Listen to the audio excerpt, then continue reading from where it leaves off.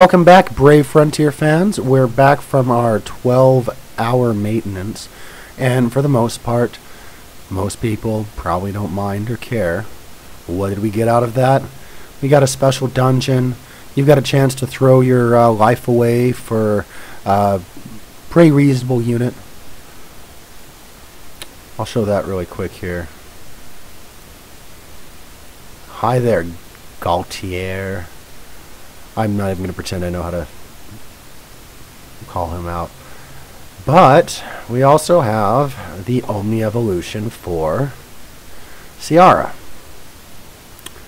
It'd probably help if I had everything I needed to evolve her. Let's fix that really quick. But many people, especially in the Brave Frontier Wikia chat, have been telling me, don't bother, don't do it. Infrared has been repeating over and over again, no, don't do it. And the reason for that is Quaid has an Omni which is seen as infinitely better, more customizable. And I do have a Quaid, but I also have a Ciara, and we're going to go ahead and evolve her. So let's see what happens here. Survey says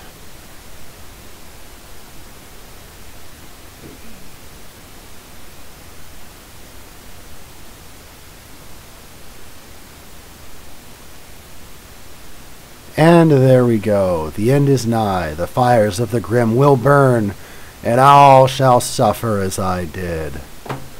Oh, come on. I couldn't have been that bad. Looks like they've changed the style of the unit a little bit. And here we have Ciara's stats at 150. As you can tell, I'm missing a few hit point imps and attack imps. The hit point imps cap at 1,250. That's 25 imps. And the attack imps cap out at 800, which is 40 imps. Her leader skill is pretty reasonable. There's a 50% boost to attack and max hit points. There's, in addition to that, a boost to attack relative to remaining hit points. And there is a 250% boost to Brave Burst attack and 125% boost to elemental damage. As well, she gets the extra skill Queen of the Grim. She absorbs 5 to 10% damage when attacking, and there's a defense ignore effect to the Brave Burst and Super Brave Burst for 3 turns, and there's a 50% boost attack and defense when her Brave Burst gauge is full. On top of that, I've given her, in this instance, the extra skill of 50% boost to spark damage when spark damage restores hit points. Mostly because I had 2 of those, but that's not bad for this unit. It's probably not the greatest, but it's far from inferior. So, as you can also see, she's got her Brave Burst, pretty standard, 20 combo, fire, dark. That's on everyone. There's also a 200% boost to her own attack and spark damage for 3 turns. And it greatly boosts elemental damage for 3 turns. I think it's a 75%. Then you can also see Howl of Terror going again with the fire and dark attack on all foes. The boost to the attack and Brave Burst attack for 3 turns. What's interesting here is that it also adds a fire, water, earth, and thunder elements to attack for 3 turns, just missing the light and the dark. And then, of course, for the ultimate Brave Burst, you've got a fire and dark attack on all foes, 300% boost to attack, defense, Brave Burst attack, elemental damage. The elemental damage is 300%. The Brave Burst attack is 600%. And there's also the critical damage for 3 turns.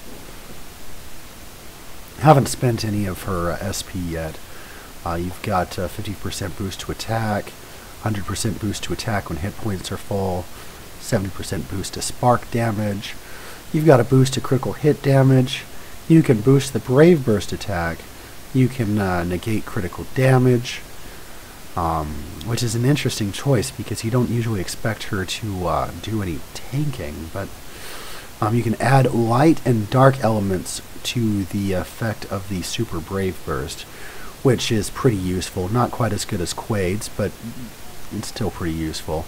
You can do a probable one-turn attack reduction effect to Brave Burst and Super Brave Burst, and that's really kind of weird with her,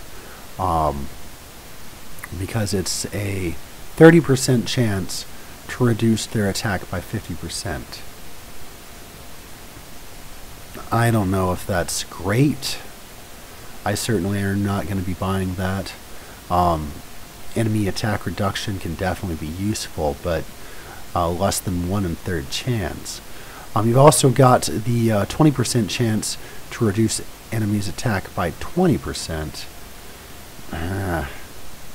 If those stack, that might be worth it, but I'll have to see, because that would be a roughly 50% chance to reduce their attack by up to 70%, but I'm not sure if those stack. And then of course you've got the 170% boost to attack for 3 turns, but that's only added to the Brave Burst, so it's kind of hard to recommend that one. Overall, I'm not disappointed in the unit. Like I mentioned, a lot of people feel that Quaid is significantly better, but I will definitely be using this unit in Frontier Hunter, and probably in some quest content too, because why not? Alright, well, thanks for taking the time to listen to me. Keep it frosty, and may the summoning gates not give you ziz.